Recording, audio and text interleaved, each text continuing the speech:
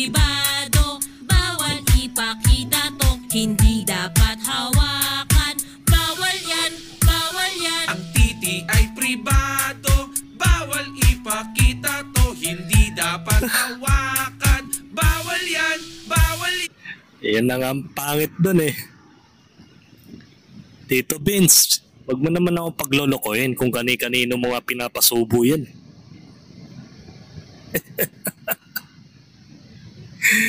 Ay nako Tito Vince, wag naman ganon.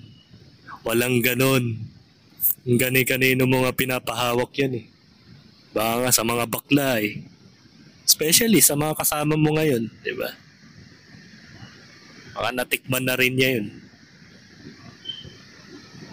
Baga, alam mo, mga ka-plastic, kung gagawa ka ng mga awareness content, huwag mo nang tangkain kung ikaw ay sa sarili mo mismo.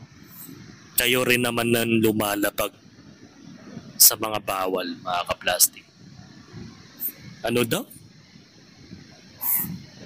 Yan, bawal yan. Ang titi ay pribado, Sa bawal Raulo talaga. ipakita to, hindi Pero dapat pinakita mo kay Tony. hawakan. Bawal yan, bawal yan. Ang pepe ay pribado, bawal ipakita to, hindi dapat hawakan. Pepe. Kung kani-kanino mga pinapahawak eh. Hindi na nga lang hawak eh. Sinundot pa.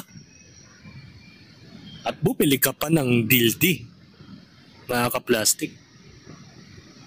Kaya nga yung kwarto ni Tony, punong-puno ng kababuyan niya. Huwag daw ipahawak, pero pinapasundot. Ay nako, ano ba itong mga content na pinaggagawa nyo? Mamaya basahin natin yung mga comment ng mga netizens about sa kanila. Bawal yan, bawal yan. Mali yan, mali yan. Huwag mo kong hawakan. Isusumbong kita kay nanay at kay tatay. Pribado. Baka si Badang umawak ng maselang parte ng katawan ng pamangkin niya na anak ni sino ba to? Sino ba to?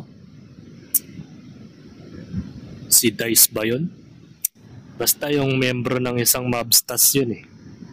Nagalit na galit kay Badang eh. Inawakan yung maselang parte ng katawan ng kanyang pamangkin. Kaya nabugbog siya ni ano eh. Ay nako.